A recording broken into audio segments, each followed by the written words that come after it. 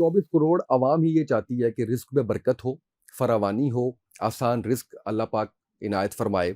तो इस हवाले से कोई वजीफ़ा बताइएगा। सुबहान अल्लाहि व बिहम्दिही सुबहान अल्लाहिल अज़ीम अस्तगफिरुल्लाह। मुआशी तंगी जो है ना तो इबादत करने देती है और न ही ज़िंदगी के दीगर मामलात माशी तंगी की वजह से चल सकते हैं। फरावानी होनी चाहिए और ये अल्लाह की तरफ से इनाम और एहसान होता है। हज़रात सहाबा इकराम रिज़वानुल्लाहि अलैहिम अजमाइन ने भी कोशिश की, अल्लाह पाक ने उन्हें भी अता फरमाया। औलाद नहीं हो रही, औलाद चाहते हैं, कोई बज़ाहिर बीमारी नज़र भी नहीं आती। अगर किसी के पास औलाद नहीं है जी। तो अल्लाह रब्बुल इज़्ज़त ने कुरान पाक के अंदर फार्मूला बयान किया है, कुरान पाक के अंदर नुस्खा बयान किया है, अहादीस नबविया में भी है। कैंसर है, जैसे कोई और बीमारियां हैं, बड़ी बीमारियां हैं, जानलेवा बीमारियां हैं, तो मुफ्ती साहब उसके लिए एहतियात और मुआलिज और इसके साथ साथ क्या वजीफ़ा, क्या अमल करना चाहिए? जब तक हम सुन्नत पे अमल नहीं ना करेंगे तब तक हम परेशान भी रहेंगे, हम बीमार भी रहेंगे। सेहत याबी के लिए शर्त यह है कि सूरज निकलने के बाद सोया ना जाए और सूरज गुरूब होने के बाद कुछ खाया ना जाए। इशा पढ़ के सोया जाए और फजर के लिए उठा जाए। परेशानी, वसवसे, ओवर थिंकिंग, बिला वजह का स्ट्रेस हर वक्त, एंजाइटी, और बड़ी यंग एज में भी। कुरान पाक में अल्लाह ताला फरमाते हैं अला बिज़िक्रिल्लाहि तत्मइन्नुल कुलूब। अगर सुकून चाहते हो ना तो वो अल्लाह के ज़िक्र से आएगा। अल्लाह के ज़िक्र के बगैर सुकून हासिल ही नहीं हो सकता। और मैं ये बात आपके तवस्सुत से बता दूं कि जब अल्लाह की ज़ात किसी से नाराज़ होती है ना तो अल्लाह उससे उसकी गाड़ी वापस नहीं लेते, उसका बंगला वापस नहीं लेते, उसके रिश्तों को वापस नहीं लेते। अल्लाह उसके अपने नाम की लज्जत जो है उससे वापस ले लेते हैं। आप एक तरीका बताते हैं, शायद वो पानी के गिलास का है, जिससे पता चल जाता है कि आप पे जादू है या नहीं, जिन्नात का साया भी पता चल जाता है। जी जी बिल्कुल चल जाता वो है। अगर आप बता दें ताकि हमारे नाजरीन को ये आसानी रहे। अगर किसी शख्स को ये शक हो कि मेरे ऊपर रूहानी मसला है या नहीं तो उसके लिए बड़ा आसान सा एक अमल है, हम बताते रहते हैं, आपके तवस्सुत से भी बता रहे हैं। और जिस तरह आपका मकसद ये होता है, आपने आगाज़ में कहा कि लोग सुन के घरों में ही अपने लिए उन इस्तेमाल करें, हमारा भी यही मिशन है कि किसी के पास जाने की ज़रूरत न पड़े। कुरान हदीस मौजूद हैं, बताने के लिए हम हाजिर हैं, और भी उलमा मौजूद हैं, तो आप सुन के उसको अपने घर में मौजूद ही आप अपने इस्तेमाल में ला के फ़ायदा हासिल करें। मुझे साहब आप जिन्नात हाजिर करने का भी तरीका 1 मिनट में बताते हैं? इसमें तो लॉटरी वाला भी आपने कुछ बताया था कि लॉटरी का नंबर भी बता देते हैं। आप हमजाद के बारे में भी बताते हैं। हम सुनते तो आए हैं और यही कहते हैं कि वो आपका हमशक्ल भी होता है, आपके साथ भी होता है। समटाइम्स कहते हैं कि आप एक कमरे से आप उधर जा रहे हैं तो वो किसी दूसरे को नज़र भी आ जाता है, इस तरह से धोखा भी हो जाता है। हमजाद जो होता है वो दिफाई कुव्वत होता है। जब वो आपसे निकल के आपके कंट्रोल में आ जाता है तो फिर आपकी ज़िंदगी बेबसी वाली ज़िंदगी हो जाती है। ये जो इन्फॉर्मेशन खुद से दे देते हैं, कुछ लोगों के पास जाया जाए, तो वो ये वाला मामला होता है। झूठ और सच मिक्स होता है, झूठ की रेशो ज़्यादा होती है, सच कम होता है। ये वही बात है। मसान क्या है? सर की जो राख होती है ना, उसको लेके उसके ऊपर पढ़ाई की जाती है। ये इसके ज़रिए जो जादू होता है वो बहुत ख़तरनाक जादू होता है। पहने हुए जो कपड़े हैं उन पे जादू बड़े आराम से हो जाता है, ये कहा भी जाता है। तो इस हवाले से अगर ऐसी कोई हकीकत है तो इसमें गाइड भी कीजिए कि अगर ऐसा है तो फिर कपड़े अपने पहने हुए किसी को नहीं देने चाहिए, ये भी बताइएगा। एहतियात हमने क्या इख्तियार करनी है कि अगर किसी को अपने कपड़े देने हैं तो हमने बगैर धुले नहीं देने। हमने आजकल देखा है कि एक लबूबो डॉल जो है वो बड़ी मशहूर हुई है। जादू जिन्नात भी इंसानों पे करते हैं, इंसान भी इंसानों पे करते हैं। कुछ चीज़ें हैं वो एहतियात के दर्जे में हमें लाजमी तौर पर करनी चाहिए। बड़ी आपने एक अहम बात की है तस्वीर के हवाले से। इसका मतलब है जो सोशल मीडिया पे हम अपनी फैमिलीज की तस्वीरें लगा देते हैं, ये भी खतरनाक है। हम जो तस्वीर लगाते हैं उन तस्वीर को नज़र बद होती है। बिस्मिल्लाहिर्रहमानिर्रहीम, अस्सलाम वालेकुम। आप देख रहे हैं उसामा तैयब पॉडकास्ट। मैं हूं उसामा तैयब। नाज़रीन, मेरे साथ मुफ्ती अहमद शहबाज साहब मौजूद हैं जो कि रिलीजियस स्कॉलर हैं और बड़ा अबूर है इनको वज़ाइफ के हवाले से, जिन्नात के हवाले से। आप इनको मुख्तलिफ टीवी चैनल्स पे, मुख्तलिफ पॉडकास्ट में, मुख्तलिफ डिजिटल मीडिया चैनल्स के अंदर आप इनको वक्तन फ़वक्तन देखते रहते हैं और ہم نے یہ دیکھا بڑے کینلی کہ بہت عوام کی فلاح کے لیے یہ گفتگو کرتے ہیں. لمبے عرصے سے ہماری یہ خواہش تھی کہ مفتی صاحب ہمارے پوڈ کاسٹ میں شرکت کریں، اور کچھ مصروفیات ایسی رہیں مفتی صاحب کی جس کی وجہ سے اس کو ہم تھوڑا سا دیر سے آپ کی خدمت میں پیش کر رہے ہیں. تو آج ہم 2 حوالوں سے بات کریں گے، وظائف کے حوالے سے، جنات کے حوالے سے، اور جیسے کہ ہمارے پوڈ کاسٹ کا فارمیٹ یہ ہے کہ ہم کچھ ایسی چیزیں آپ کو بتائیں گے جو آپ گھر کے اندر خود سے کر سکتے ہیں. ہمارے پاس اگر ڈاکٹرز بھی آتے ہیں، ہمارے پاس کچھ ایکسپرٹس بھی آتے ہیں آن لائن کے حوالے سے بھی، تو ہماری خواہش یہی رہتی ہے کہ آپ کو گائیڈ کیا جائے، آپ کو اویئر کیا جائے. تو اسی سلسلے کی کڑی آج کا پوڈ کاسٹ بھی. مفتی صاحب کیسے ہیں آپ؟ خیریت سے ہیں؟ جی الحمدللہ. ڈائریکٹ مدعے پہ آ جاتے ہیں، اور میں آپ سے جاننا یہ چاہوں گا کہ 24 کروڑ عوام ہی یہ چاہتی ہے کہ رزق میں برکت ہو، فراوانی ہو، آسان رزق اللہ پاک عنایت فرمائے. تو اس حوالے سے کوئی وظیفہ بتائیے گا. جی بالکل، اور رزق کی فراوانی ہونی بھی چاہیے، کیونکہ حدیث پاک میں ہے کاد الفقر ان یکون کفرا، کہ فقر جو ہے یہ انسان کو کفر کے قریب لے جاتا ہے. معاشی تنگی جو ہے نہ تو عبادت کرنے دیتی ہے اور نہ ہی زندگی کے دیگر معاملات معاشی تنگی کی وجہ سے چل سکتے ہیں. فراوانی ہونی چاہیے، اور یہ اللہ کی طرف سے انعام اور احسان ہوتا ہے. حضرات صحابہ اکرام رضوان اللہ علیہم اجمعین نے بھی کوشش کی، اللہ پاک نے انہیں بھی عطا فرمایا. تو اس کے لیے ایک تو محنت اور کوشش کرنی چاہیے، اسباب کو اختیار کرنا چاہیے، اسباب اختیار کر کے پھر اللہ کی طرف متوجہ ہونا چاہیے. وہ وظائف کی صورت میں ہو، وہ عبادات کی صورت میں ہو. حدیث پاک میں ہے کہ جو بندہ نماز کی پابندی کرے گا اللہ اس کے رزق کی تنگی کو ختم کر دیں گے. سورہ واقعہ کو پڑھنے والا اللہ اس کے رزق کی تنگی کو ختم کر دیں گے. والدین کی خدمت کرنے والا اللہ اس کے رزق کی تنگی کو ختم کر دیں گے، اللہ اس کے رزق میں اضافہ فرما دیں گے.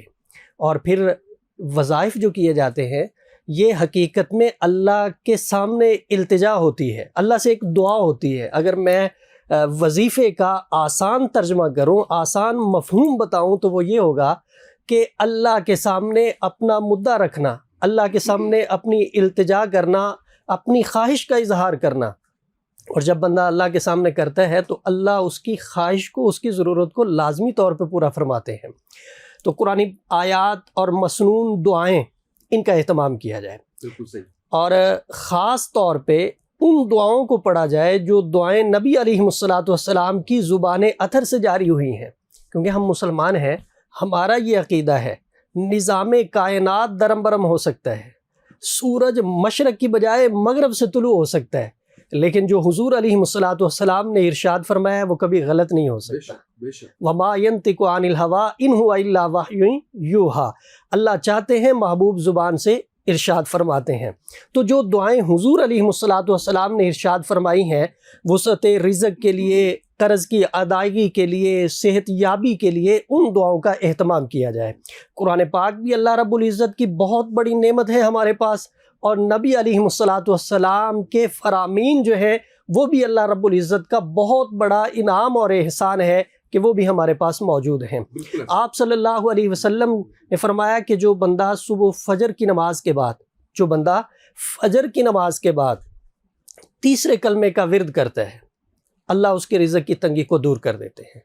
سبحان اللہ و بحمدہ سبحان اللہ العظیم استغفر اللہ، فجر کی نماز کے بعد 100 مرتبہ پڑھنے والا کبھی بھی رزق کی تنگی میں مبتلا نہیں ہوگا.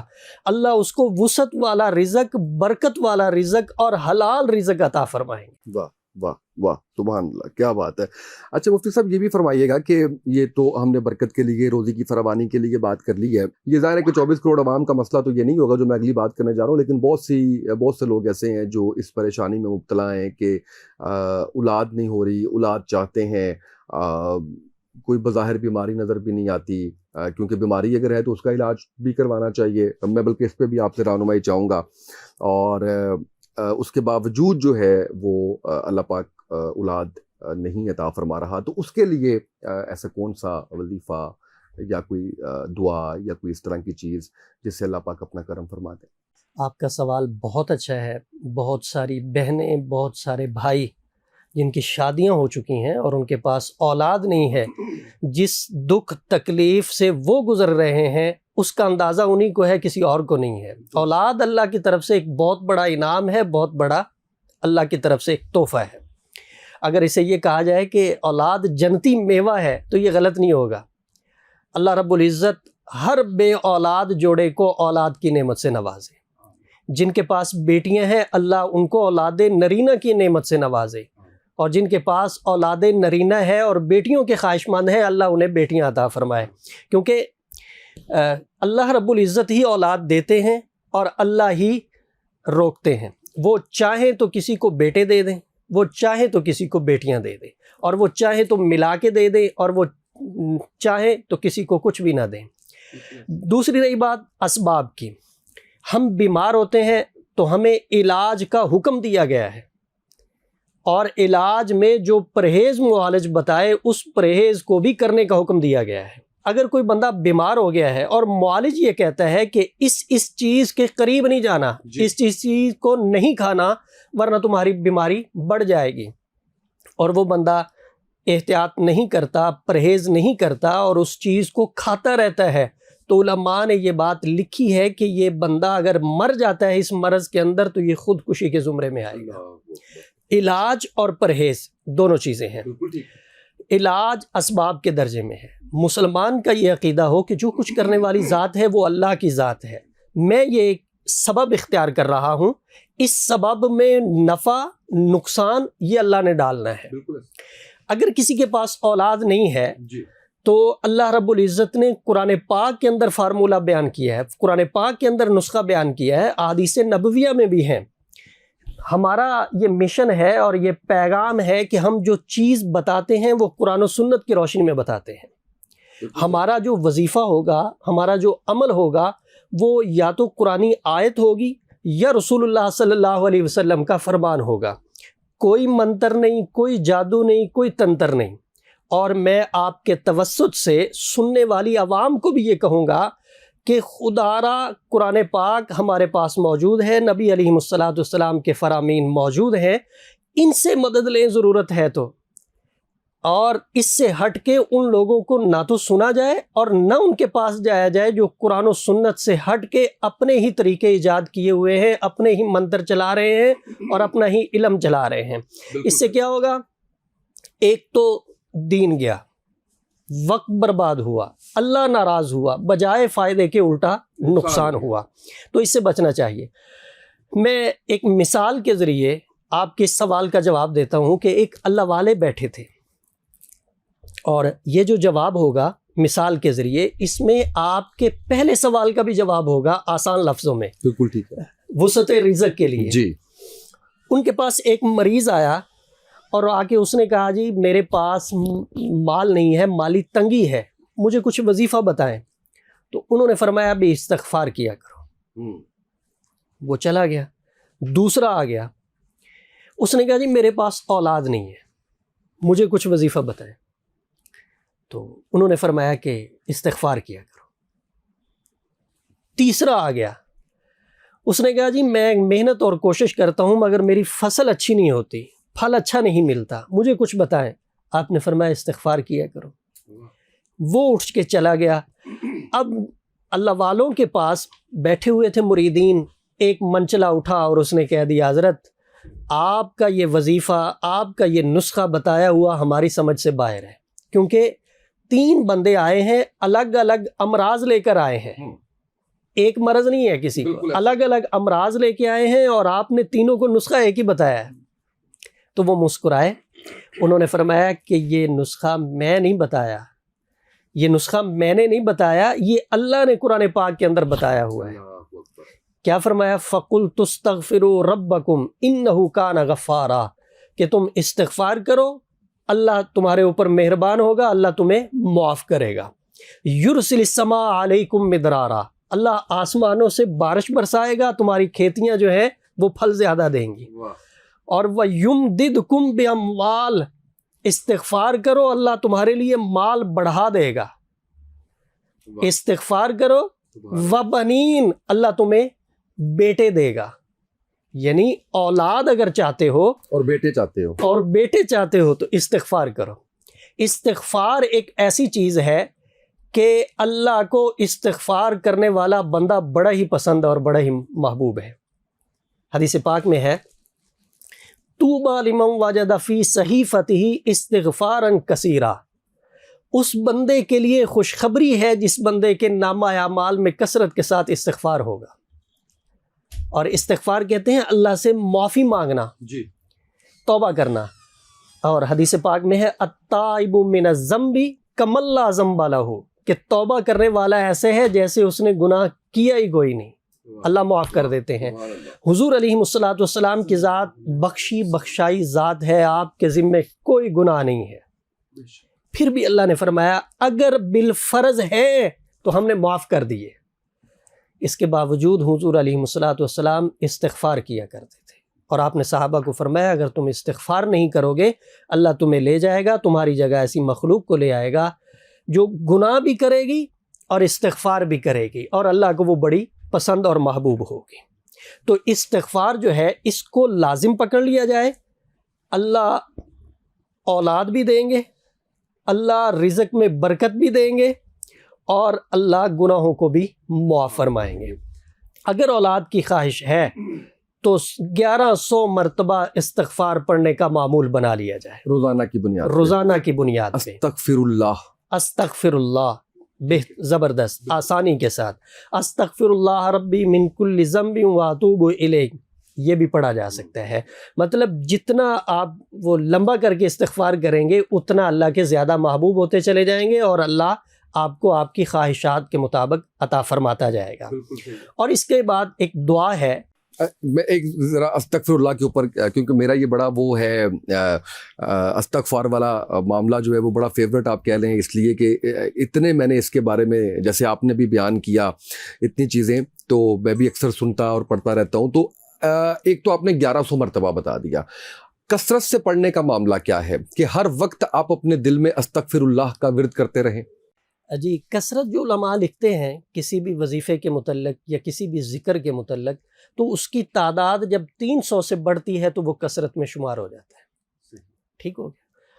اللہ کا ذکر کرنا، استغفار پڑھنا، کلمہ پڑھنا، درود پاک پڑھنا، ان چیزوں کو اس طرح پڑھا جائے جس طرح مجنوں دیوانہ بندہ لگے، چلتے پھرتے زبان پہ ہو استغفر اللہ استغفر اللہ، اللہ کی نعمتوں کو مد نظر رکھتے ہوئے زبان پہ ہو الحمدللہ الحمدللہ۔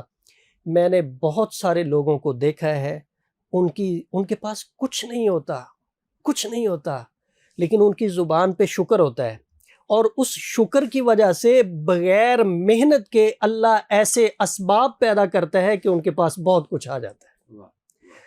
شکر کو لازمی پکڑا جائے۔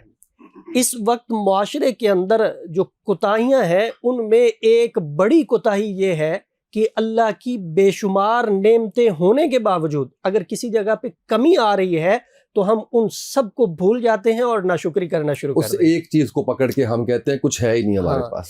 یہ بہت بڑا نقصان ہے۔ اللہ پاک قرآن پاک میں فرماتے ہیں لئن شکرتم لازیدنکم، تم شکر کرو میں نعمتوں میں اضافہ کروں گا۔ میں نے بہت سارے لوگوں کو، میرا خود کا بھی یہ معمول ہے الحمدللہ، اور بتانے کا مقصد یہ ہے کہ لوگ اس کو اپنے عمل میں لائیں۔ ہمیں جس چیز سے فائدہ ہوا ہے ہم چاہتے ہیں کہ لوگوں کو بھی اس سے فائدہ ہو۔ زبان پہ الحمدللہ آ جائے، اللہ بے شمار نعمتوں سے نواز دیں گے۔ جہاں پہ آپ کے کام رکے ہوئے ہیں آپ الحمدللہ کہنا شروع کر دیں۔ یا اللہ، اگر الحمدللہ نہیں کہہ سکتے تو سادے لفظوں میں کہہ دیں یا اللہ تیرا شکر ہے، یا اللہ تیرا شکر ہے۔ اب دیکھیں زندگی کیسے بدلتی۔ بالکل صحیح۔ آپ اولاد کے لیے کوئی دعا بتا رہے تھے تو درمیان میں نے پھر یہ اس پہ میں آ گیا۔ قرآن پاک میں ہے رب لا تذرنی فردا وانت خیر الوارثین۔ اس دعا کو 100 مرتبہ بیوی بھی پڑھے اور 100 مرتبہ خامد پڑھے، یعنی وہ جوڑا جو اولاد کا خواہش مند ہے ان کے پاس نہیں ہے وہ اس دعا کو پڑھنے کا معمول بنا لیں۔ اللہ فضل فرمائیں گے انشاءاللہ پہلے مہینے کے اندر ہی اولاد کی نعمت سے اللہ نواز دیں گے، امید ہو جائے گی۔ رب لا تذرنی فردا وانت خیر الوارثین۔ اس کے ساتھ استغفار کا اہتمام کیا جائے، اللہ سے مانگا جائے۔ ہاں اگر کوئی میڈیکلی مسئلہ آ رہا ہے تو معالج سے رجوع کیا جائے، علاج کیا جائے۔ اور اگر روحانی طور پہ بھی بہت دفعہ ایسا ہوتا ہے کہ بالکل جوڑے ٹھیک ہوتے ہیں لیکن نہیں ہو رہی ہوتی اولاد، وجہ کیا ہوتی ہے؟ حسد کی بنیاد پہ، بغض اور کینے کی بنیاد پہ جادوگروں کے پاس جا کر اپنے ہی دوست احباب، اپنے ہی عزیز و اقارب ان کو تھوڑے پیسے دے کے بندش لگوا دیتے ہیں۔ تو اگر کوئی روحانی مسئلہ آ رہا ہو تو روحانی مسئلے کا علاج کسی اچھے معالج سے کروایا جائے، اللہ اولاد کی نعمت بالکل سے۔ صحیح۔ اچھا مفتی صاحب، سوال تو میرا بیماریوں کے حوالے سے تھا اگلا، لیکن ابھی کیونکہ آپ نے ذکر کیا کہ انسان گناہ کرتا ہے اور پھر توبہ کرتا ہے، اللہ قبول کرنے والا ہے، اللہ خوش ہوتا ہے کہ بندہ واپس پلٹا ہے اور توبہ کر رہا ہے۔ ہم جب گناہ کرتے ہیں تو ہماری خواہش یہ ہوتی ہے کہ ہمارے گناہ کا پردہ رہے، اللہ عزتوں کو سنبھال کے رکھے اور شہرت میں اضافہ کرے، عزت قائم دائم رہے۔ اس ایسی سچویشن، یا آپ یہ کہہ لیں کہ جس کے اندر آپ چاہ رہے ہوں کہ اللہ آپ کی عزت کو چار چاند لگائے، آپ کے گناہوں پہ اللہ پردہ ڈالے، ایک تو طریقہ کار جو مجھے سیدھا سا پتہ ہے وہ یہ ہے کہ آپ دوسروں کے گناہوں پہ پردہ ڈالیں، اللہ آپ کے گناہوں پہ پردہ ڈالے گا۔ تو اس حوالے سے کوئی ذکر، کوئی وظیفہ، کوئی چیز ضرور بتائیے گا ہمارے ناظرین کو۔ اللہ اکبر، آپ نے بہت زبردست سوال کیا، اور ہر بندہ یہ چاہتا ہے کہ میرے گناہوں کا پردہ رکھا جائے۔ اور میں ایک چیز اس میں اور ایڈ کر دوں گا آپ کی بات معذرت کے ساتھ، کہ میں نے اس پہ بہت، کیونکہ میرا پوڈ کاسٹ ہے تو میں اس میں لوگوں کی اس کے لیے کوشش کرتا رہتا ہوں، تو میں نے بہت دیکھا اس پہ۔ اس سے پہلے میں نے انٹرنیٹ پہ کبھی اس طرح سے نہیں دیکھا کہ اس حوالے سے کوئی بات ہوئی ہو، تو میں اس لیے بھی چاہ رہا تھا کہ یہ آپ آج آئے ہیں تو آپ کی آمد کا ہم فائدہ اٹھاتے ہوئے آپ سے یہ جانیں۔ میں بھی یہ چاہتا ہوں، آپ بھی یہ چاہتے ہیں، اور ہر مرد عورت، چھوٹا بڑا، جوان بوڑھا یہی چاہتا ہے کہ اللہ میرے عیبوں کو چھپائے رکھے، اور اس مالک کی کریمی ہے، اس کا احسان ہے، اس کا فضل ہے، اس کی مہربانی ہے، اس کا شکر ہے کہ اس نے ہمارے عیبوں پہ پردے ڈالے ہوئے ہیں۔ اگر ہمارے عیب ظاہر ہو جائے نا تو ہم کسی کی شکل دیکھنے کو تیار نہ ہوں، ایک دوسرے سے ہی ہم کنارہ کر جائیں، باپ بیٹے کو نہ دیکھے، بیٹا باپ کو نہ دیکھے۔ اور یہ قیامت والے دن ہوگا جب ظاہر ہوں گے سارے، اللہ بچائے اس منظر سے۔ دنیا میں بھی اللہ ہماری حفاظت فرمائے اور آخرت میں بھی حفاظت فرمائے، دنیا میں بھی اللہ پردہ پوشی فرمائے اور آخرت میں بھی پردہ پوشی فرمائے۔ اپنے گناہوں پہ پردہ ڈالنے کے لیے، اپنی عزت کو محفوظ رکھنے کے لیے، بدنامی سے بچنے کے لیے اگر کوئی شخص وظیفہ کرنا چاہتا ہے تو وہ نبی علیہ السلام کی بتائی ہوئی دعا ہے، اس کو پڑھنے کا اہتمام کر لے، کبھی بھی اسے ذلت کا سامنا نہیں ہوگا۔ وہ دعا کیا ہے؟ حضور نے فرمایا اللہم استر عوراتنا وآمن روعاتنا۔ اللہ سے یہ کہا جا رہا ہے اللہ میرے گناہوں کے اوپر تو نے پردہ ڈالا ہے، ڈارے رکھنا، اور لوگوں سے مجھے امن میں رکھنا، لوگوں سے میری حفاظت فرمانا۔ جب بندہ اللہ سے کہہ دیتا ہے نا، اللہ کے حوالے کر دیتا ہے کہ میرے عیبوں کے اوپر پردے ڈال دے رکھنا، میری عزت کی حفاظت کرنا، مجھے ذلت و رسوائی سے محفوظ رکھنا، تو اللہ رب العزت حفاظت فرماتے ہیں۔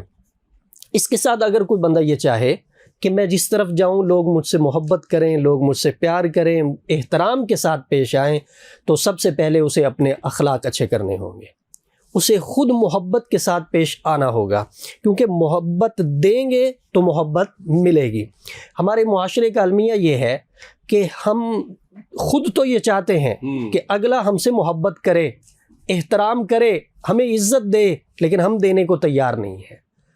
آپ چھوٹے کو عزت دیں گے تو وہ آپ کو دگنی کر کے واپس دے گا، اور اگر آپ یہ کہیں کہ نہیں یہ چھوٹا ہے میں اسے عزت نہیں دوں گا تو وہ آپ کو عزت نہیں دے گا۔ عزت لینی ہے تو عزت دینی پڑے گی، احترام لینا ہے تو احترام دینا پڑے گا۔ تو محبت، پیار، اخلاق، احترام، ان چیزوں کو ڈلیور کرنا شروع کر دے بندہ، وہ واپس آنا شروع ہو جائیں گی۔ اس کے ساتھ اگر کوئی چیز وظیفے کے طور پر کی جائے، تیسرا کلمہ جو ہے نا، سبحان اللہ والحمد للہ ولا الہ الا اللہ واللہ اکبر ولا حول ولا قوت الا باللہ، یہ اسے تسخیر کہتے ہیں کہ لوگ آپ کے ساتھ محبت کریں، لوگ آپ کا احترام کریں، لوگ آپ کے ساتھ مانوس ہوں۔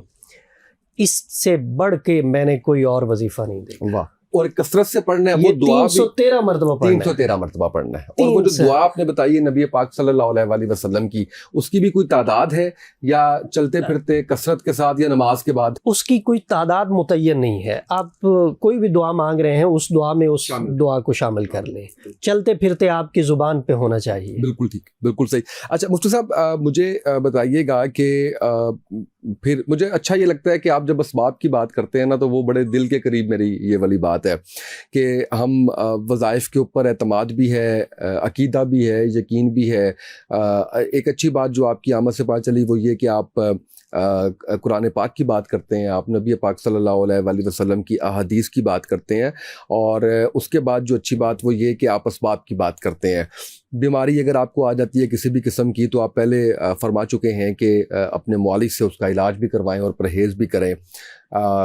یہ جو ہمارا یہ والا چنک جائے گا اس کے ساتھ یہ اس لیے جوڑ دیا کہ چنکس کی صورت میں پوڈ کاسٹ جا رہا ہوتا ہے تو لوگ سمجھ لیں اس بات کو کہ معالج کے پاس بھی جانا ہے، علاج بھی کروانا ہے، پرہیز بھی کرنا ہے۔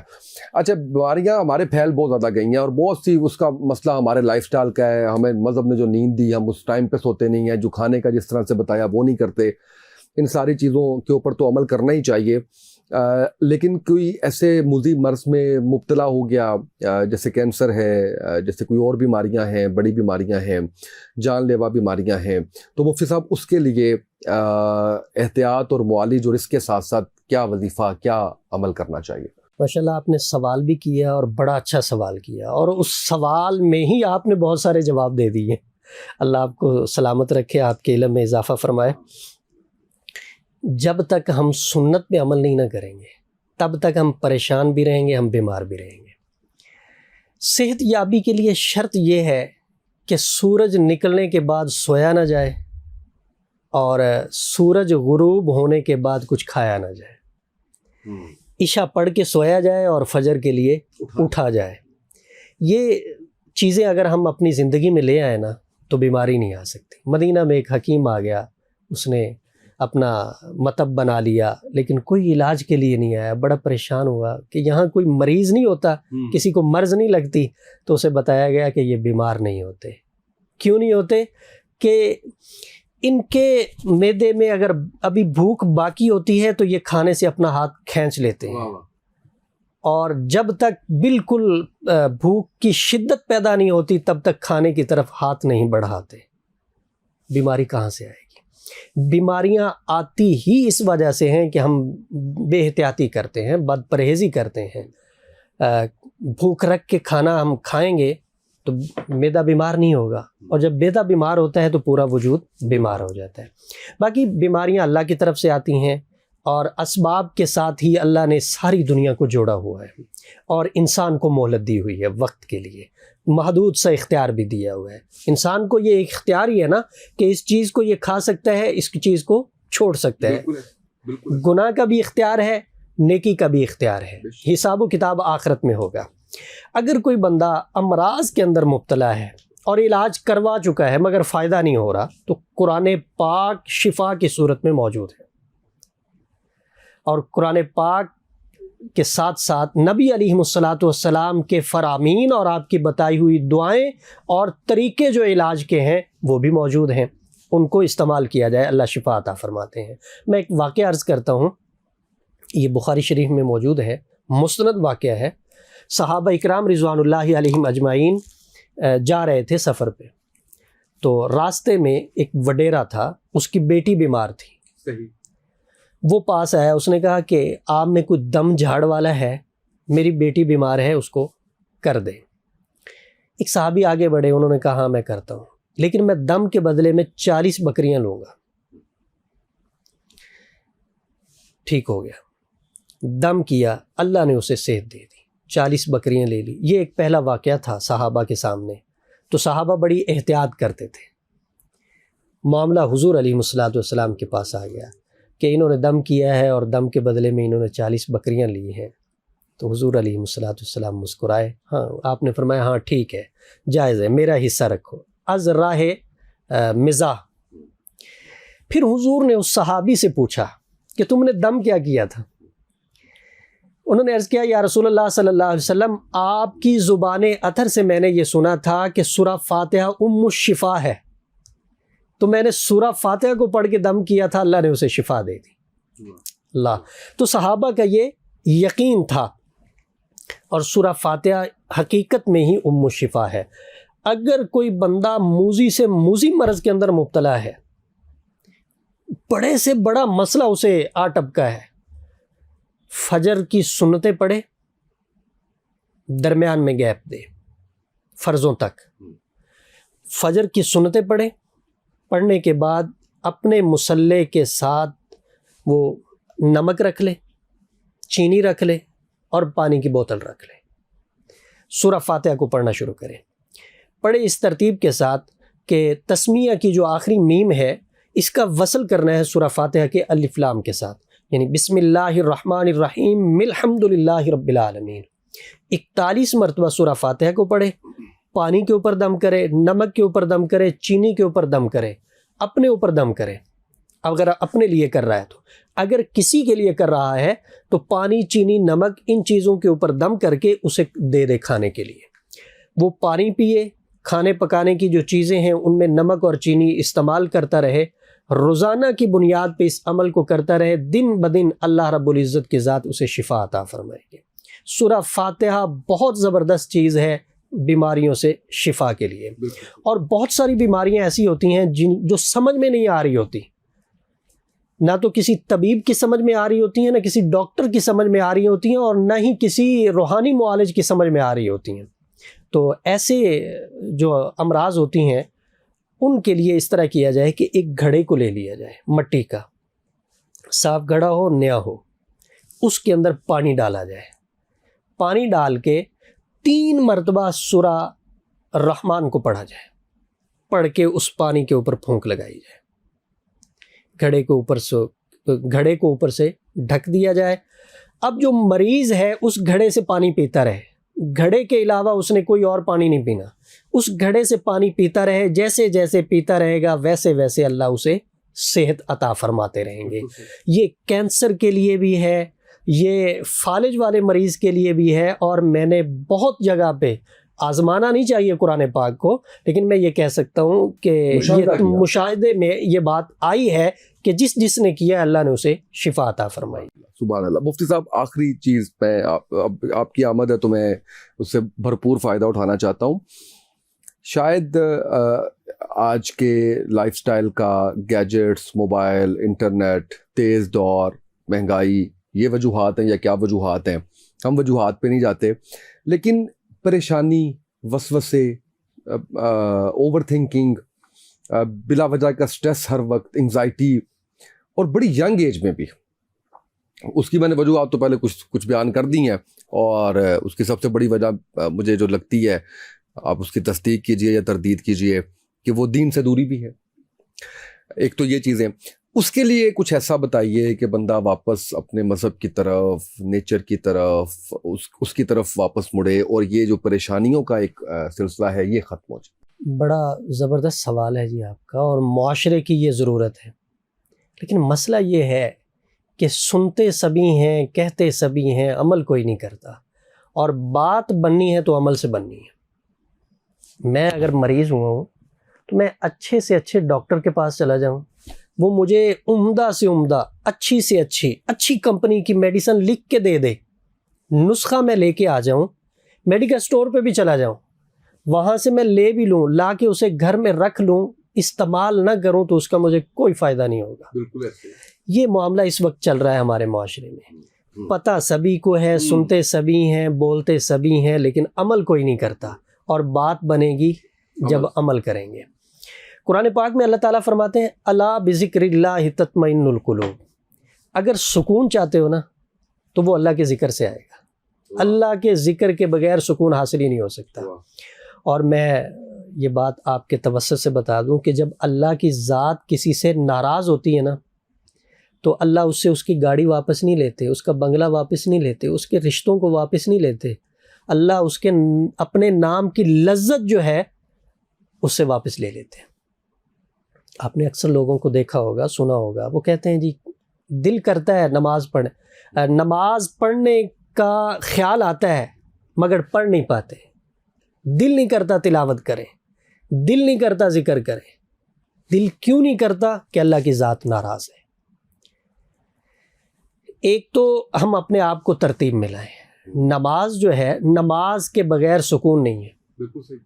آپ سارا دن کام کریں, عشاء کی نماز پڑھیں اور سو جائیں. صبح جب آپ اٹھیں گے, فجر پڑھیں گے, آپ کی ساری تھکاوٹ دور ہوئی ہوگی. آپ نماز نہیں پڑھ رہے, آپ کام نہ بھی کریں, آپ تھکے ہوئے ہیں. حضرات صحابہ اکرام، تابعین، تبع تابعین، ائمہ مجتہدین، محدثین، مفسرین، بزرگان دین، ان سب کا یہی معمول تھا کہ یہ اللہ کو اپنی عبادت سے راضی کرتے تھے، اللہ کی رحمت اپنی طرف سمیٹتے تھے، زندگیاں بھی خوشحال تھی اور لوگوں کو بھی تبلیغ کرتے تھے، ان کی بھی رہنمائی کرتے تھے اور ان کے مریدین عمل کرتے تھے۔ آج کل یہ پیری مریدی کا سلسلہ چلا ہوا ہے جی، اس میں کچھ اچھے لوگ ہیں جو حقیقتاً پیر ہیں، اور پیر کہتے ہیں کہ جو اپنے مرید کو اس راستے پہ ڈال دے جو راستہ اللہ کی طرف جاتا ہے، اللہ کے رسول کی طرف جاتا ہے اور جنت کی طرف جاتا ہے۔ بالکل صحیح۔ اب جو پیر صاحب خود اس راستے پہ نہیں ہیں وہ اپنے مرید کو کیسے ڈالیں گے؟ سمپل سا فارمولا، بالکل صحیح۔ لوگ یہ سمجھتے ہیں کہ ہم نے کسی کو اپنا پیر مان لیا تو بس ہماری چھٹی۔ اب پیر بھی ایسے ہیں مارکیٹ میں، اللہ معاف کرے، اللہ رحم کرے، اللہ امت کی حفاظت فرمائے، کہ ان کو کلمہ اور نماز تک نہیں آتا۔ جس بندے کو خود نہیں آتا اس نے خاک رہنمائی کرنی ہے۔ ایک تو اپنے آپ کو منسلک کریں، کسی اللہ والے کے ساتھ کریں جس کو شریعت کا پتہ ہے اور اس کی زندگی شریعت کے مطابق ہے۔ ایک بزرگ گزرے ہیں، وہ لوگ ان کے مرید ہوتے تھے، وہ مرید کرتے تھے، لوگ ان کو پیر مانتے تھے۔ تو ان کی خانقاہ میں ایک بندہ آیا، 3 دن رہا، 3 دن کے بعد کہنے لگا جی مجھے اجازت دیں، میں جانا چاہتا ہوں۔ کہ بھائی کیسے آئے تھے؟ کہا جی میں آیا تو تھا مرید ہونے کے لیے، لیکن میں نے آپ میں کوئی چیز دیکھی نہیں، تو لہٰذا میں نہیں مرید ہوں، میں جانا چاہ رہا ہوں۔ انہوں نے فرمایا بھائی کیا دیکھنا چاہتے تھے؟ انہوں نے کہا جی مجھے نا کچھ نظر نہیں آیا۔ تو فرمایا مجھے ایک بات بتاؤ، تم 3 دن یہاں رہے ہو، 3 دنوں میں میرا کوئی عمل سنت کے خلاف دیکھا ہے؟ اس نے کہا جی میں نے نہیں دیکھا۔ میں کہ اس سے بڑی اور کیا کرامت ہو سکتی ہے؟ میں اگر ہوا میں اڑ کے آپ کو دکھا دوں اور میری زندگی کے اندر شریعت نہ ہو تو میں شعبدہ باز ہوں، میں پیر نہیں ہوں۔ تو سنت کو دیکھا جائے، شریعت کو دیکھا جائے، اس سے زندگیوں کے اندر تبدیلیاں آتی ہیں، سکون آتا ہے۔ سکون چاہیے تو ان طریقوں کو اپنانا ہوگا جو آج سے 1400 سال پہلے تھے۔ صحابہ اکرام رضوان اللہ علیہم اجمعین ہمارے لیے ایک مثال ہے، نمونہ ہے۔ آپ صلی اللہ علیہ وسلم کے متعلق بھی اللہ نے فرمایا لَقَدْ كَانَ لَكُمْ فِي رَسُولِ اللَّهِ أُسْوَةٌ حَسَنَةٌ، آپ کی زندگی ہمارے لیے نمونہ ہے۔ جو ہمیں قرآن پاک میں بتایا گیا، احادیث مبارکہ میں بتایا گیا، اس پہ ہم عمل کریں گے، پریشانیاں ہمارے قریب نہیں آئیں گی۔ ہاں اگر کوئی شخص اس مرض کے اندر مبتلا ہے، جیسے میں نے آپ کو بتایا ہے کہ زبان سے اللہ اپنے نام کی لذت کو واپس لے لیتے ہیں، دل نہیں کرتا نماز پڑھنے کو، دل نہیں کرتا ذکر کرنے کو، دل نہیں کرتا تلاوت کرنے کو، تو ظاہری بات ہے بندے نے بے سکون ہی رہنا ہے۔ جب ہم چھوٹے ہوتے تھے، ابھی بھی الحمدللہ معمول ہے، جب ہم چھوٹے ہوتے تھے تو ایک معمول ہوتا تھا کہ فجر کی نماز باپ نے ہر صورت میں پڑھوانی ہی پڑھوانی ہے، اور پھر اس کے بعد کوئی عورت ہے یا مرد ہے اس نے قرآن پاک کی تلاوت کرنی ہی کرنی ہے، یہ فرض ہوتا تھا۔ بالکل ایسے ہی، لیکن اب نہیں ہے، اب تو فجر کا کنسپٹ ہی ختم ہوتا اسی جا رہا ہے۔ وجہ سے بے سکونی ہے، اسی وجہ سے بے برکتی ہے، اسی وجہ سے لڑائی جھگڑے ہیں، فتنے اور فساد ہیں۔ ان چیزوں کو ہم نے ختم کرنا ہے، سستی کو اتارنا ہے، عبادات کی طرف آنا ہے۔ اگر کسی بندے کا دل نہیں کرتا، اللہ کی ذات اس سے ناراض ہے لازمی طور پہ، اور وہ یہ چاہتا ہے کہ سکون آئے اور میں اپنے آپ کو ٹریک پہ چڑھاؤں، جس طرح آپ نے کہا ہے کہ کوئی بندہ اگر واپس آنا چاہے تو اس کے لیے یہ ہے کہ لا حول ولا قوت الا باللہ، لا حول ولا قوت الا باللہ۔ اس کو کثرت کے ساتھ پڑھے، ساتھ میں استغفار کثرت کے ساتھ کرے، اور اپنے سکون کے لیے، اپنے بگڑے کاموں کو سنوارنے کے لیے، اپنے بند راستوں کو کھولنے کے لیے اس چیز کا اہتمام کرے جو نبی علیہ الصلوۃ والسلام نے اپنے ایک صحابی کو بتائی تھی۔ حضور کے پاس ایک صحابی آئے، حضرت ابی بن کعب، یہ ایک بڑا نام ہے، اگر کسی نے قرآن سیکھنا ہے نا تو ابی بن کعب سے سیکھو۔ تو صحابی حضور کہنے لگے یا رسول اللہ میں نے اپنے وظائف کے لیے جو وقت مختص کیا ہے نا اس میں سے 1/3 میں نے آپ پہ درود پاک پڑھنے کے لیے وقف کر دیا۔ حضور نے فرمایا بہت اچھا، اگر اس میں اضافہ کرو تو تمہارے لیے بہتر ہوگا۔ یا رسول اللہ 2/3، آپ نے فرمایا بہتر ہے، اگر اضافہ ہو تو فائدہ ہوگا۔ مختصر یہ کہ صحابی نے عرض کیا یا رسول اللہ، میں نے اپنے وظائف کے لیے جو وقت مختص کیا ہے اس سارے کا سارا میں آپ پہ درود پڑھنے کے لیے وقف کرتا ہوں۔ حضور نے فرمایا کہ جو بندہ مجھ پہ ہر وقت درود پڑھتا رہتا ہے، اللہ اس کے بگڑے کاموں کو خود بخود درست فرما دیتا ہے۔ اگر سکون چاہیے تو تسبیح لے کے یکسوئی کے ساتھ ایک کونے میں بیٹھ کے نبی علیہ الصلوۃ والسلام کی ذات پہ درود پڑھ کے دیکھیں کیسے اللہ کی رحمت نازل ہوتی ہے اور کیسے زندگی میں سکون آتا ہے۔ ایک مرتبہ کہنے سے صلی اللہ علی حبیبہ محمد و آلہ وسلم 10 رحمتیں ملتی ہیں، 10 گناہ معاف ہوتے ہیں اور 10 درجے بلند ہوتے ہیں، اور جتنی کثرت کے ساتھ پڑھے گا اتنی حضور علیہ الصلوۃ والسلام کا قیامت والے دن قرب بھی نصیب ہوگا اور آپ کی شفاعت بھی نصیب ہوگی۔ مفتی صاحب کوئی بھی درود یا درود ابراہیمی؟ درود ابراہیمی پڑھیں گے تو اس کی زیادہ برکات ہیں، لیکن اگر آپ یہ کہتے ہیں کہ وقت مختص ہے اور میں اختصار کے ساتھ پڑھنا چاہ رہا ہوں صلی اللہ علیہ وسلم، یہ سب سے چھوٹا درود پاک ہے۔ اس کے علاوہ اگر کوئی بھی درود ابراہیمی پڑھتا ہے اس کی زیادہ برکات ہیں، کیونکہ اس میں آل بھی آ گئی اور پھر حضرت ابراہیم علیہ الصلوۃ والسلام کا تذکرہ بھی، تو یہ درود ابراہیمی سے زیادہ برکات ہیں۔ باقی چھوٹے سے چھوٹا بھی درود پاک پڑھا جائے گا تو 10 درجے ملیں گے اور 10 گناہ معاف ہوں گے اور 10 رحمتیں نازل ہوں گی۔ واہ، مجھے صاحب تھوڑا سا جنات کے میں اس پہ بات کرنا چاہ رہا ہوں اور اس پہ جاننا یہ چاہ رہا ہوں کہ سب سے پہلے تو جنات اور جادو کے اوپر آپ ایک طریقہ بتاتے ہیں، شاید وہ پانی کے گلاس کا ہے جس سے پتہ چل جاتا ہے کہ آپ پہ جادو ہے یا نہیں، جنات کا سایہ بھی پتہ چل جاتا ہے؟ جی بالکل چل جاتا ہے۔ وہ اگر آپ بتا دیں تاکہ ہمارے ناظرین کو یہ آسانی رہے، کیونکہ یہ بڑی چیزیں انٹرمکسڈ ہیں، کچھ نفسیاتی مسائل، یہ کوئی بری بات نہیں ہے کہ کسی کو نفسیاتی مسئلہ ہو گیا ہے، ہم اس کو قبول نہیں کر رہے ہوتے اور ہم اس کو جادو کے ساتھ لنک کر دیتے ہیں، ہم اس کو جنات کے ساتھ لنک کر دیتے ہیں۔ تو اگر اس عمل سے جو آپ بتائیں گے وہ ناظرین جو گھر بیٹھے ہوئے ہیں وہ اس کو دہرا لیں عمل کو اور ان کو پتہ چل جائے تو فائدہ ان کا ہو جائے گا۔ جی میں آپ کی بات بالکل ٹھیک ہے کہ اس وقت معالج کو بھی پتہ نہیں چلتا کہ مریض کو مرض کیا ہے، اس کو نفسیاتی مسئلہ ہے، اس کو میڈیکلی مسئلہ ہے یا اس کو روحانی مسئلہ ہے۔ معالج بھی بس اس کے پاس کوئی آتا ہے نا جی کہ مجھے چکر آتے ہیں، تو اس نے یہ نہیں دیکھنا کہ اس کی ایچ بی کم ہے، اس نے یہ کہہ دینا ہے کہ اس کے اوپر سایہ ہے، ایسے ہی اور کوشش کرنی شروع کر دینی ہے، مریض کو فائدہ نہیں ہونا۔ اس کو فائدہ تبھی ہوگا جب اس کے سر تک خون پہنچے گا، اور وہ پہنچے گا کب؟ جب اس میں پورا ہوگا۔ تو اس کے لیے فروٹ استعمال کیا جائے، کوئی ایسی ادویات استعمال کی جائیں جس سے اس کا خون پورا ہو اور پھر اس کے سر تک پہنچے اور اس کے چکر ختم ہو جائے۔ نفسیاتی مسئلہ، میڈیکلی مسئلہ اور روحانی مسئلہ یہ الگ الگ چیزیں ہیں، لیکن عام طور پہ مریض چلا جائے تو وہ کہتے ہیں یہ روحانی مسئلہ ہے، ڈاکٹر کہتے ہیں نہیں میڈیکلی مسئلہ ہے۔ تو اگر کسی شخص کو یہ شک ہو کہ میرے اوپر روحانی مسئلہ ہے یا نہیں، تو اس کے لیے بڑا آسان سا ایک عمل ہے، ہم بتاتے رہتے ہیں، آپ کے توسط سے بھی بتا رہے ہیں، اور جس طرح آپ کا مقصد یہ ہوتا ہے، آپ نے آغاز میں کہا کہ لوگ سن کے گھروں میں ہی اپنے لیے استعمال کریں، ہمارا بھی یہی مشن ہے کہ کسی کے پاس جانے کی ضرورت نہ پڑے۔ قرآن حدیث موجود ہیں، بتانے کے لیے ہم حاضر ہیں، اور بھی علماء موجود ہیں، تو آپ سن کے اس کو اپنے گھر میں موجود ہی اپنے استعمال میں لا کے فائدہ حاصل کریں۔ ایک پانی کا گلاس لیں، پانی بالکل آپ نے صاف لینا ہے جو آپ پیتے ہیں، اس کو پہلے چیک کریں پانی کا ذائقہ ٹھیک ہے، پھر پانی کو سامنے رکھ کے 7 مرتبہ پہلے درود پاک پڑھ لیں، 3 مرتبہ، اور پھر 7 مرتبہ سورہ فاتحہ کو پڑھنا ہے، 7 مرتبہ ہی آیت الکرسی کو پڑھنا ہے، 1 مرتبہ سورہ مزمل کو پڑھنا ہے، اور 7 مرتبہ سورہ اخلاص کو پڑھنا ہے، 7 مرتبہ سورہ فلق کو پڑھنا ہے، 7 مرتبہ ہی سورہ ناس کو پڑھنا ہے۔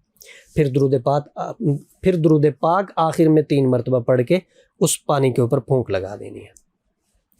پانی کو چیک کرنا ہے، اگر پانی کڑوا ہے تو پھر جادو کے اثرات ہیں، ذائقہ اس کا تبدیل ہو گیا ہے تو پھر مریض کے اوپر جادو کے اثرات ہیں، اور اگر پانی کا ذائقہ کڑوا نہیں ہوا، پانی بدبودار ہو گیا، پانی سے سمیل آ رہی ہے، تو پھر اس کے اوپر جنات کے اثرات ہیں۔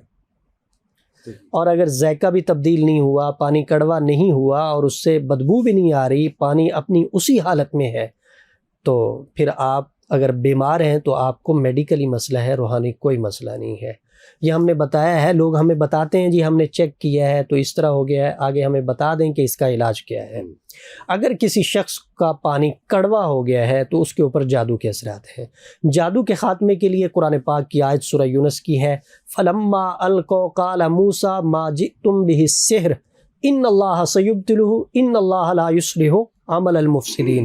41 مرتبہ اس آیت کو پڑھا جائے اور 41 مرتبہ ہی سورہ فلق اور سورہ ناس کو پڑھ کے پانی کے اوپر دم کیا جائے اور اس پانی کو پیا جائے، یہ جادو اللہ کے فضل و کرم سے ختم ہو جائے۔ ہاں، روزانہ کسی کے ٹائم۔ اور پھر یہ مرض کے ریلیٹڈ ہوتا ہے، کسی کی کم ہوتی ہے، کسی کی زیادہ ہوتی ہے، تو 3، 5، 7، 11 دن اس کو مسلسل کیا جائے، اللہ پاک شفا عطا فرماتے ہیں۔ اور اگر پانی سے بدبو آئی ہے تو پھر جنات کے اثرات ہیں۔ جنات سے بچاؤ کے لیے قرآن پاک کی آیت ہے، افحسبتم انما خلقناکم عبثا وانکم الینا لا ترجعون فتعالی اللہ الملک الحق لا الہ الا هو رب العرش الکریم ومن يدع مع اللہ الہا آخر لا برہان له به فانما حسابه عند ربی انہ لا یفلح الکافرون وقل رب اغفر وارحم وانت خیر الراحمین۔ اس کو 108 مرتبہ پانی پہ بھی دم کر کے پیا جائے اور اپنے اوپر بھی دم کیا جائے، اللہ پاک جنات کو نکال دیتے ہیں، بھگا دیتے ہیں، اور جنات اس آیت کے ذریعے ختم بھی ہو جاتے ہیں، یعنی مطلب جل جاتے ہیں۔ بالکل صحیح۔ مجھے صاحب آپ جنات حاضر کرنے کا بھی طریقہ 1 منٹ میں بتاتے ہیں، وہ اس حاضری کا کیا ایک تو طریقہ کیا ہے اور دوسرا وہ کیا آپ اسے انسانی آنکھ سے دیکھ سکتے ہیں؟ یہ آپ کے 2 سوال ہو گئے۔ اس میں تو لاٹری والا بھی آپ نے کچھ بتایا تھا کہ لاٹری کا نمبر بھی بتا دیتے ہیں، اب 3 ہو گئے ہیں۔ 3 ہو گئے ہیں، میں آپ کو بتاتا ہوں۔ آپ کا پہلا سوال تھا جنات کو حاضر کرنا، تو میں آپ سے پوچھتا ہوں کہ کس حوالے سے آپ جنات کی حاضری کی بات کر رہے ہیں؟ دل کی بات بتا دو، جیسے یہ ہم بچپن سے سنتے آ رہے ہیں کہ جی جن قابو میں کر لیا اور جو مرضی کام کروا لیں ان سے اور وہ آپ کے غلام ہوں گے، آپ کے تابع ہوں گے، یہ سنی سنائی بات بتا رہا ہوں میں آپ۔ اللہ، دیکھیں اسامہ بھائی، جو بات حقیقت ہے نا وہ یہ ہے کہ ایسا نہیں ہوتا۔ سوشل میڈیا کا دور ہے اور اس بندے کو اتنا زیادہ سنا جاتا ہے جو زیادہ چھوڑتا ہے۔ ہاں ٹھیک ہے، بالکل ٹھیک ہے، جو جتنی نظر آپ کی پوری ہے ہر چیز پہ۔ جو جتنی زیادہ بغیر تحقیقی بات کرے گا وہ اتنا زیادہ مقبول ہوگا۔ کیوں کہ ہم لالچی ہیں، ہم لالچ میں آ جاتے ہیں اور لالچ کی بنیاد پہ ہم اگلے کو فائدہ دیتے ہیں، اپنا نقصان کرتے ہیں۔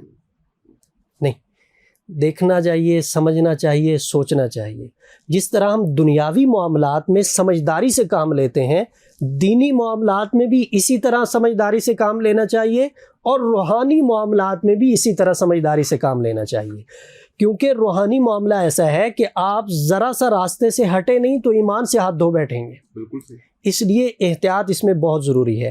اگر کوئی شخص یہ کہتا ہے کہ میرے قبضے میں جنات ہیں اور میں جب چاہوں ان کو حاضر کر لوں اور ان سے جو مرضی کام لے لوں، تو یہ جھوٹ ہے، یہ جھوٹ ہے، یہ جھوٹ ہے، یہ غلط ہے۔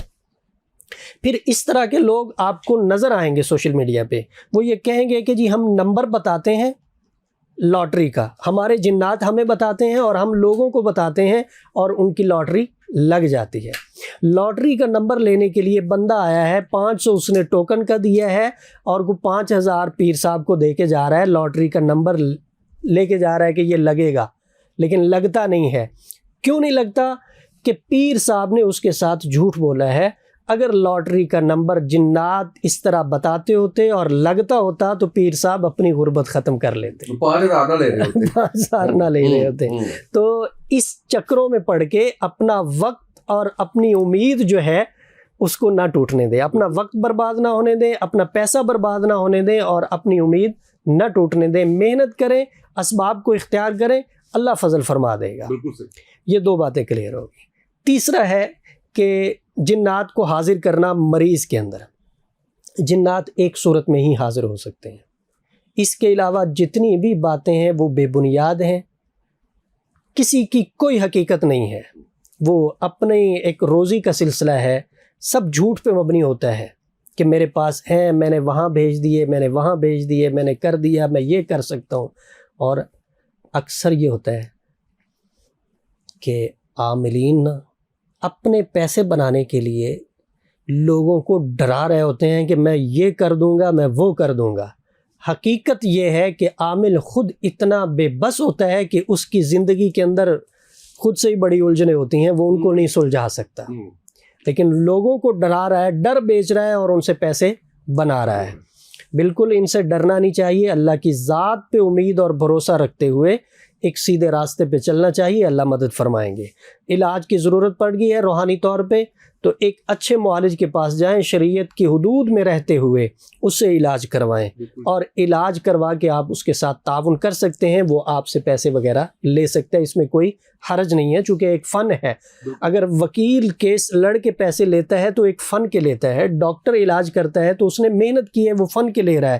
اسی طرح معالج روحانی جو ہے وہ علاج کرتا ہے تو وہ اپنی محنت اور اپنے فن کے پیسے لے رہا ہے، اس میں کوئی قباحت نہیں ہے. لیکن ہم نے یہ دیکھنا ہے کہ یہ کہیں ہمیں جادوگری کی طرف تو نہیں لے جا رہا، کیونکہ جائز شریعت کے اندر رہتے ہوئے. مریض اگر جنات کا آ گیا ہے تو آپ اس کو سامنے بٹھائیں اور اس کے اوپر آپ قرآن پاک کی کوئی سی بھی آیت پڑھیں جس کے آپ عامل ہیں، جس کا آپ نے چلہ نکالا ہوا ہے، یا کسی عامل نے، کسی استاد نے آپ کو اجازت دی ہوئی ہے. آپ وہ پڑھیں گے، مریض کے اندر جنات حاضر ہو جائیں گے. پھر ان سے بات چیت ہوگی، ہاں بھئی کہاں سے آئے ہو، کس نے بھیجا ہے، کیسے آئے ہو، کیا چاہتے ہو، کیا مسئلہ ہے تمہارا. پھر کچھ خود سے آئے ہوتے ہیں، کچھ کو بھیجا گیا ہوتا ہے، اور کچھ کو نقصان پہنچا ہوتا ہے تو وہ انتقام لینے کے لیے، نقصان پہنچانے کے لیے وہ آئے ہوئے ہیں. جو بھی صورت ہو پھر اس کے مطابق ان کو ڈیل کیا جاتا ہے. لیکن اکثر یہ ہوتا ہے کہ جنات مریض کے اندر آ کر جھوٹ بولتے ہیں، اور ان کا مقصد یہ ہوتا ہے کہ ان خاندانوں میں لڑائیاں پیدا کی جائیں. تو ان کی ہر بات کو سچ نہیں ماننا چاہیے. بالکل صحیح ہے. اچھا، آپ حمزاد کے بارے میں بھی بتاتے ہیں. ہم سنتے تو آئے ہیں اور یہی کہتے ہیں کہ وہ آپ کا ہم شکل بھی ہوتا ہے، آپ کے ساتھ بھی ہوتا ہے. سم ٹائمز کہتے ہیں کہ آپ ایک کمرے سے آپ ادھر جا رہے ہیں تو وہ کسی دوسرے کو نظر بھی آ جاتا ہے، اس طرح سے دھوکہ بھی ہو جاتا ہے. اس میں کتنی حقیقت ہے اور اصل بات کیا ہے؟ انسان جب پیدا ہوتا ہے نا جی، تو اس کے ساتھ ایک جن پیدا ہوتا ہے جسے حمزاد کہا جاتا ہے. حضور علیہ الصلوۃ والسلام کا جو تھا وہ آپ کے تابع تھا. باقی جو ہے یہ ہمارے ساتھ ہیں، ہمارے تابع نہیں ہیں. ہر وقت ساتھ ہیں، ہاں، فرشتوں کی طرح. فرشتوں کی. اب اس میں آگے بہت ساری صورتیں نکلتی ہیں، ایک لمبی بحث ہوتی ہے نا حمزاد کے متعلق. کچھ لوگ تاریخی روایات، اسرائیلی روایات کا سہارا لے کے بات کو لمبا کر دیتے ہیں، بنا دیتے ہیں، لیکن میں اتنی ہی کرتا ہوں جتنی کہ ہمیں شریعت کے اندر ملتی ہے.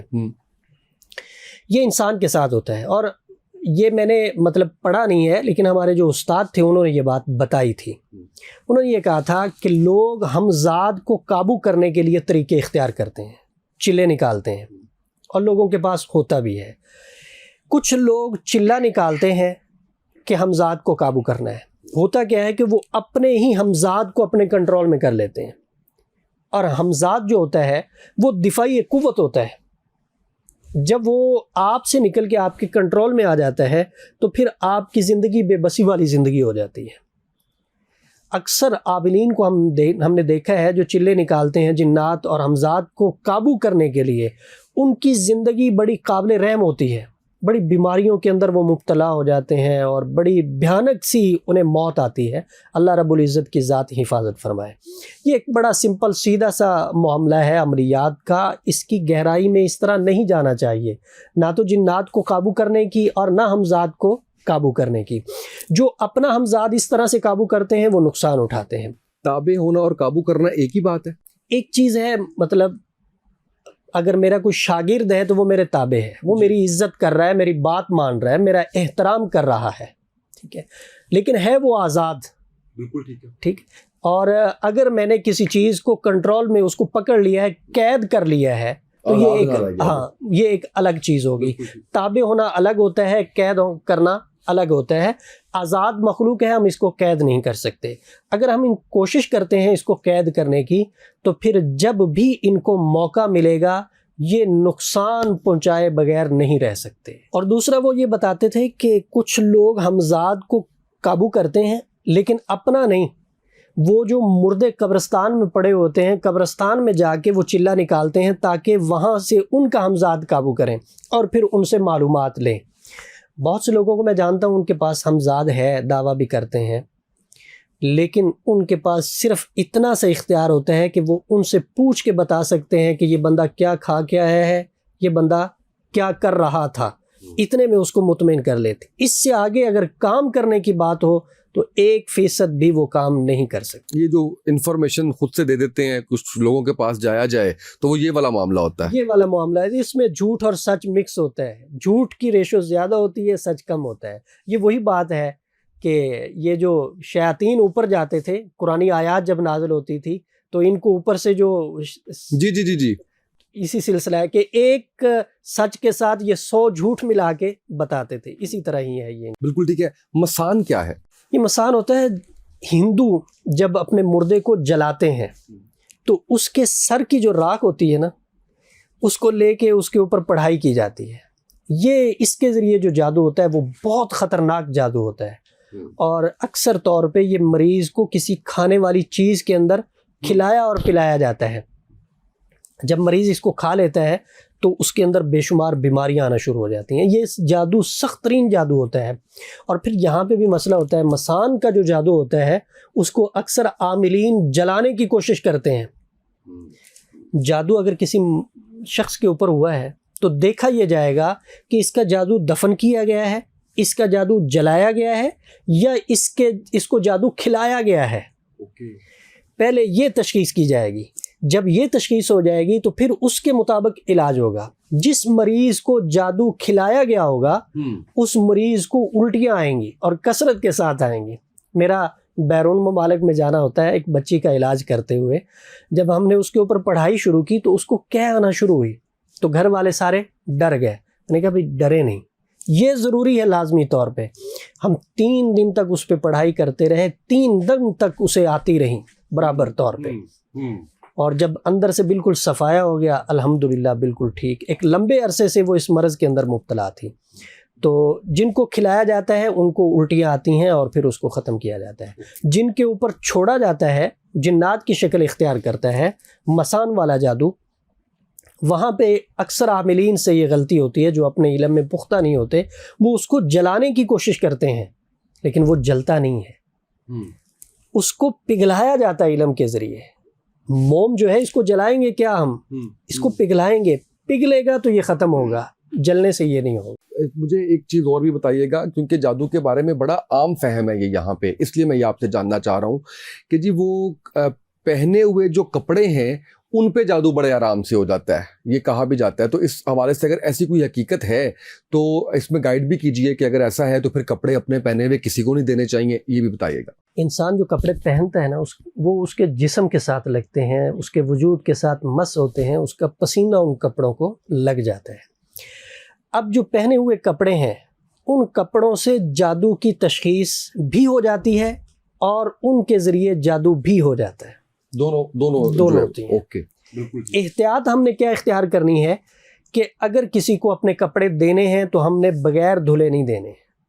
جب بھی دینا ہے دھو کے کپڑے ہم نے دینے، دھو کے دے دیں، اس میں خیر ہے. ہاں اس میں کوئی ایشو نہیں ہے، کیونکہ مریض کا وجود اس کے ساتھ جو مس ہوا ہوتا ہے اس کے اثرات ختم ہو جاتے ہیں. پسینہ لگا ہوتا ہے تو وہ ختم ہو جاتا ہے. دھلنے کے بعد پھر وہ چیز نہیں رہتی. مفتی صاحب کیونکہ آپ بڑا سوشل میڈیا پہ گہری نظر رکھتے ہیں، میڈیا کیا بلکہ پورے معاشرے پہ اور ساری چیزوں پہ، ہم نے آج کل دیکھا ہے کہ ایک لبوبو ڈال جو ہے وہ بڑی مشہور ہوئی ہے، بڑی مہنگی، بڑی ایکسپینسو، اور اس کو دیکھ کے مجھے تو کراہیت سی محسوس ہوتی ہے. سچی بات یہ ہے کیونکہ ہم جادو کے موضوع پہ بات کر رہے ہیں تو پتلے، گڑیا، یہ چیزیں تو ہم سنتے رہتے ہیں. اس کے بارے میں بھی کہا جا رہا ہے کہ یہ جادو کے لیے استعمال کی جاتی ہے. تو اس حوالے سے گائیڈ لائنس دیجیے گا کہ کچھ لوگ جو کہتے ہیں کہ جی اس کو جیسے اس گڑیا کو، اس کو نہیں مطلب کوئی بھی جو عمل کر رہا ہے اس پتلے کو جو سوئیاں چبھائی جاتی ہیں تو وہ درد فیل ہو رہا ہوتا ہے اسی طریقے سے، اس میں حقیقت کتنی ہے اور اس حوالے سے بھی بتائیں کہ اس کا کیا علاج کیا جا سکتا ہے. جی بالکل، جو جادوگر ہیں وہ اس طرح کرتے ہیں، پتلوں کے ذریعے بھی وہ کرتے ہیں، وہ تصاویر سے بھی کرتے ہیں. 2 چیزیں ہیں، میں وضاحت کے ساتھ یہ بتانا چاہ رہا ہوں کہ جادو جو ہے اتنا انسان ایک دوسرے پہ نہیں کرتے جتنے جنات انسانوں کے اوپر کرتے ہیں، کیونکہ جنات شیاطین ان کا کام ہی یہ ہے کہ فتنہ اور فساد برپا کیا جائے، لڑائی جھگڑے پیدا کیے جائیں، اور جو میاں بیوی میں جدائی ڈالتا ہے اس کو شاباش بھی ملتی ہے۔ تو یہ جادو جنات بھی انسانوں پہ کرتے ہیں، انسان بھی انسانوں پہ کرتے ہیں۔ کچھ چیزیں ہیں وہ احتیاط کے درجے میں ہمیں لازمی طور پر کرنی چاہیے۔ بڑی آپ نے ایک اہم بات کی ہے تصویر کے حوالے سے، اس کا مطلب ہے جو سوشل میڈیا پہ ہم اپنی فیملیز کی تصویریں لگا دیتے ہیں یہ بھی خطرناک ہے۔ میں وہی بات عرض کرنے لگا کہ ہم جو تصاویر لگاتے ہیں ان تصاویر کو نظر بد ہوتی ہے، جس کو ہم سمجھتے نہیں ہیں۔ اچھا بھلا بندہ خوبصورت ہوتا ہے، صحت بگڑنا شروع ہو جاتی ہے۔ ہم اپنی گاڑی خریدتے ہیں، ہم دکھاتے ہیں، ہم گھر خریدتے ہیں، ہم دکھاتے ہیں، ہم اپنی پروموشن بتاتے ہیں، ہمیں نہیں پتہ کہ اگلے کے دل میں کیا ہے، کیا رکھتا ہے، لیکن اگلے کو برداشت نہیں ہوتی، نظر بد لگ گئی، اس نے جادو کروا دیا۔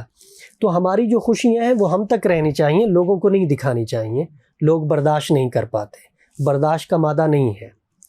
تو تصاویر جو ہے اس سے جادو بھی ہو جاتا ہے اور تصاویر سے نظر بد بھی لگ جاتی ہے، اور دونوں چیزیں ہی خطرناک ہیں، بلکہ جادو سے خطرناک چیز نظر بد ہے۔ آپ صلی اللہ علیہ وسلم نے فرمایا کہ ایک زندہ انسان کو نظر بد قبر میں پہنچا دیتی ہے اور زندہ اونٹ کو ہڈیاں تک پہنچا دیتی ہے۔ اور یہ ایک واقعہ لکھا ہوا ہے کتابوں میں کہ ایک نوجوان تھا، پہلے اونٹوں کے قافلے گزرا کرتے تھے تجارت کے لیے، سفر کے لیے، تو وہ اپنے دوستوں کو ساتھ لیتا تھا اور ان سے یہ کہتا تھا کہ بتاؤ کس اونٹ کا گوشت کھانا ہے۔ وہ بتاتے تھے، وہ نظر لگاتا تھا، اونٹ کو نظر لگتی تھی اور اونٹ گر پڑتا تھا۔ چھری ان کے پاس ہوتی تھی، یہ لے کے قریب ہو جاتے تھے کہ یہ مرنے لگا، اس کو ذبح کرو۔ پھر اس کا گوشت خود بھی کھاتے تھے، قافلے والوں کو بھی کھلاتے تھے۔ اسی طرح ایک قافلہ گزرا، انہوں نے اونٹ پہ نظر ڈالی، اونٹ گرا۔ جب اونٹ گرا، گر کے تڑپنے لگا تو یہ قریب ہو گیا کہ اس کو ذبح کر دیا جائے۔ تو وہاں ایک عالم تھے، ان کو سمجھ آ گئی کہ مسئلہ کیا ہے، انہوں نے سب کو پیچھے ہٹا دیا، اس کو نظر بد کا دم کیا، اونٹ کھڑا ہو گیا۔ تو سب نے پوچھا کہ یہ کیا سین تھا؟ تو کہنے لگے کہ اس کو نظر بد لگی تھی، میں نے دم کیا ہے، یہ کھڑا ہو گیا۔ تو نظر بد ایک حقیقت ہے، اور اس کا ثبوت قرآن پاک کی آیت سے ہے، سورہ نون سے سورہ قلم بھی کہتے ہیں، اس کی آخری جو 2 آیات ہیں اس سے ہی نظر بد ثابت ہوتی ہے اور اسی سے ہی نظر بد کا علاج ہوتا ہے۔ اگر کسی شخص کو، چھوٹے کو، بڑے کو، ادنا کو، اعلیٰ کو، کسی کو نظر لگ گئی ہے تو وہ ان آیات کو وَإِن يَكَادُ الَّذِينَ كَفَرُوا لَيُزْلِقُونَكَ بِأَبْصَارِهِمْ لَمَّا سَمِعُوا الذِّكْرَ وَيَقُولُونَ إِنَّهُ لَمَجْنُونٌ وَمَا هُوَ إِلَّا ذِكْرٌ لِّلْعَالَمِينَ 7 مرتبہ پڑھ کے پھونک لگا دے، نظر بد ختم ہو جائے گی۔ اور ویسے ایک دعا اور ہے جو اللہ تعالیٰ نے حضرت جبرائیل علیہ السلام کے توسط سے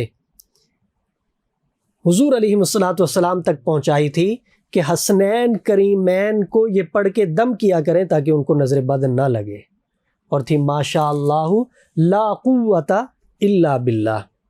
یہ حضور سے فرمایا گیا تھا کہ حسنین کریمین کو یہ پڑھ کے دم کیا کریں تاکہ نظر نہ لگے۔ تو ہمیں بھی اپنے بچوں کو یہ پڑھ کے دم کرنا چاہیے تاکہ ان کو نظر نہ لگے، اور خود بھی اپنے اوپر دم کرنا چاہیے تاکہ ہم بھی نظر بد سے محفوظ رہیں۔ اور دوسرا، نظر بد سے حفاظت کے لیے، جادو سے حفاظت کے لیے آپ صلی اللہ علیہ وسلم کا ایک عمل ہے جو آپ کے معمول میں رہا ساری زندگی، کہ حضور علیہ السلام رات کو سونے سے پہلے آخری دونوں صورتوں کو پڑھتے تھے 3 مرتبہ، اپنے ہاتھوں پہ یوں پھونک لگاتے تھے،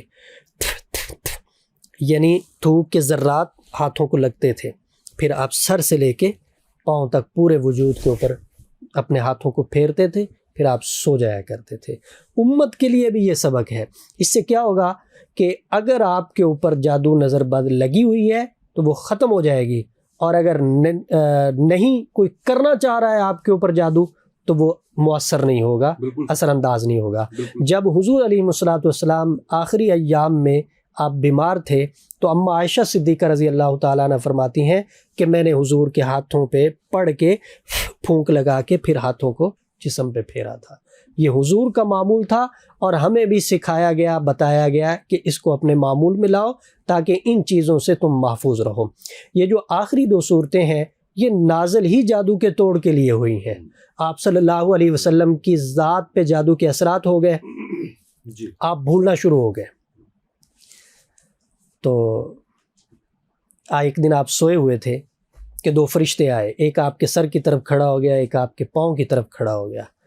تو ایک نے دوسرے سے پوچھا کہ ان صاحب کو کیا ہے؟ تو بتایا گیا کہ جی ان کے اوپر جادو کے اثرات ہیں، جادو ہے. کس نے کیا ہے؟ فلاں یہودی نے کیا ہے. کیسے کیا ہے؟ سر کے بال لے کے کنگھی میں گریں لگائی گئی ہیں، فلاں کنویں میں پھینکا گیا ہے. کیسے ختم ہوگا؟ کہ اس کنگھی کو نکالا جائے، گریں کھولی جائیں، اور قرآن پاک کی یہ 2 صورتیں جو ہیں ان کی 11 آیات ہیں اور 11 ہی گریں ہیں.